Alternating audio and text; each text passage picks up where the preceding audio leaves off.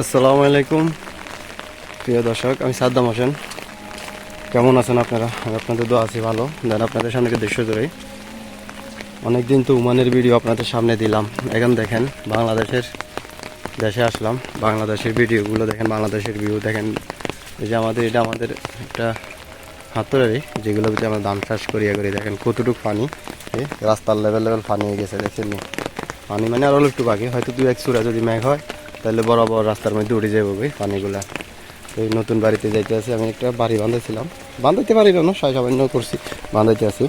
আপনাদেরকে একটু দেখামো বাড়িটা আসলে কীরকম বাঁধানো হয়েছে। আমি তো বলতে পারি না, আমি বাইরে ছিলাম, আসছি কালকে, আজকে একটু আসতে আসি যাইতেছি দেখার জন্য, দেখে কী হাল অবস্থা।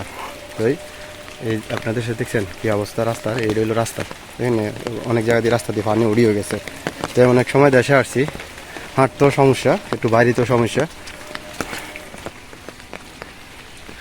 এই বাড়িটাই বাঁধানো হয়েছে আমার জন্য। এই বাড়িটাই আমাদের নতুন জায়গা কিনি। বাড়িটা আসলে কাজ করছিলাম, এখন ভিতরে যাওয়া যাইতো না, নেট দিয়ে বেড়া দিয়ে রাখছে। বৃষ্টি হইতে আছে, আর সে একটু দেখার জন্য আসলে একটা স্বপ্ন না ভাই, একটা প্রবাসী একটা বাড়ি, এটাই স্বপ্ন হয়েছে।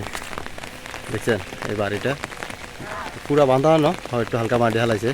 এই আপনাদের সামনে একটু তুলে ধরলাম, একটু দেখতে এলাম কেমন হইলো। তো সবাই ভালো থাকবেন। এই রাস্তা দেখছেন, এই হলো নতুন বাড়ি।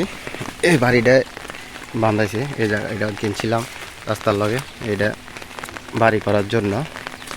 এই যে